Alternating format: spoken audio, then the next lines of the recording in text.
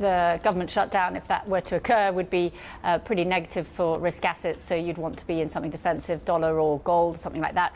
Historically, we did have it once where they weren't able to pay their workers. They didn't default on their debt, but they didn't pay their workers for a period of time, and we survived. Ultimately, it's a negotiation. Neither side actually wants the government to stop working. They just want to get what they want out of their negotiation. So it will go right to the wire as always, and we assume that things will progress as we get closer to the deadline. In terms of the banking system, we've seen some confidence restored, but I suspect it's a function of interest rates being where they are and where we are in the cycle. And now we're just going to have greater regulation and increased vigilance around particularly smaller lenders in the US economy. But the risk is that it could potentially have a detriment on the lending, particularly to the SME space in the US economy, which obviously drives the economy. And that's the concern around whether that's going to add additional downward pressure to the US economy. So there are two themes here. One, the short term around the debt ceiling and the positioning that you suggest on the safe haven side. That is one thing if you're doing some sort of portfolio construction at the point. The other big theme around the banking sector seems to go to the broader narrative of what type of economy are we watching here, one that is slowly going into some sort of a recession, which means that perhaps valuations are in doubt at this point.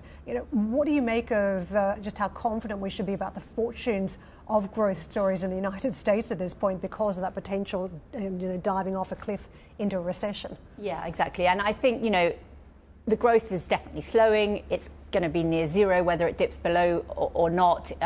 Time will tell. Our view is that the earnings are too high. The earnings expectations are too high for the growth backdrop that we have. So we do expect earnings to decline by over 5% this year. And in the US, that's a little bit of a problem because the valuations are still at 18 times forward PE. So we would expect the US to underperform other equity markets. Europe probably flat to the year end, and Asia probably up because they've got a stronger growth momentum. Hi, Carolyn. How are you? I'm good, thank you. Great. Lovely to see you. Look, I love these conversations, and hopefully on this show we try and mirror some of the conversations you're having in the office at the moment. And one of the conversations that really has piqued my interest for some time is who's wrong. It's as simple as that. Someone has to be wrong this year, and it's brilliant because it's not a question of, you can both be right.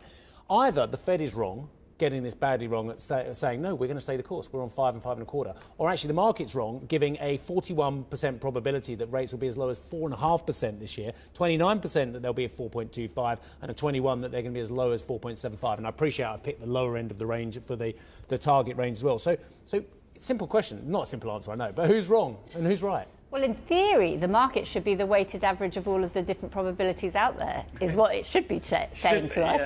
Yeah. Our view is that rates will probably go a little bit higher in Europe, but probably are at their peak in the US, and that we will start to get cuts, but probably not till the end of the year.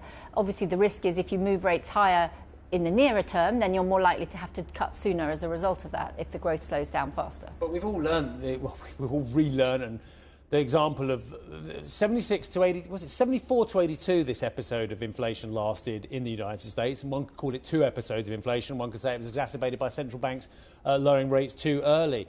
And I don't know if you're reading Stephen King's book at the moment. We're all, the rest of us, we need to talk about inflation.